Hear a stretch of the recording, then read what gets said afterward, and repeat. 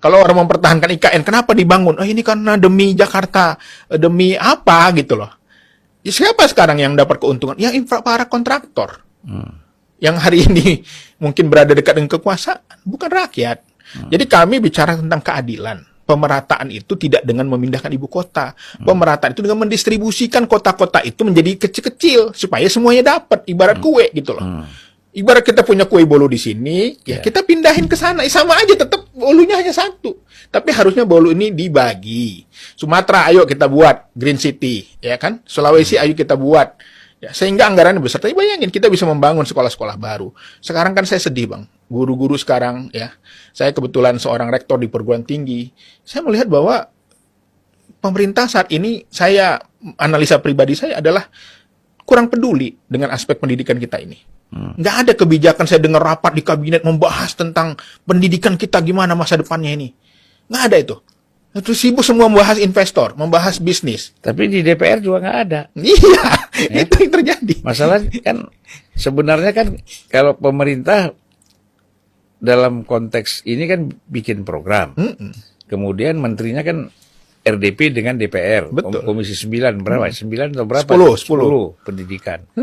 Tapi kita tidak dengar apa-apa. Nggak ada apa-apa. Ya. Makanya tadi kami nggak pernah ditanya juga, Bapak lebih mengutamakan bisnis online atau pendidikan? Nggak pernah ditanya juga. Nggak ada isinya. Bahkan sampai sekarang, Dirjen Pendidikan Tinggi itu bertahun-tahun PLT.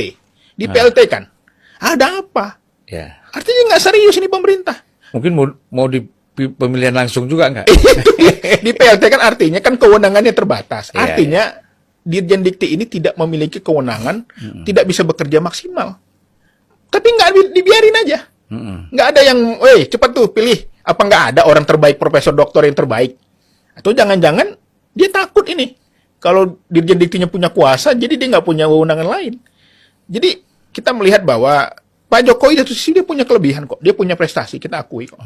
Tetapi kami melihat ada celah-celah di mana kelemahannya juga masih banyak. Yang ini harus kita sampaikan. Ya, kami memuji pembangunan jalan tol, oke. Kami apresiasi, Presiden PKS mengapresiasi kok.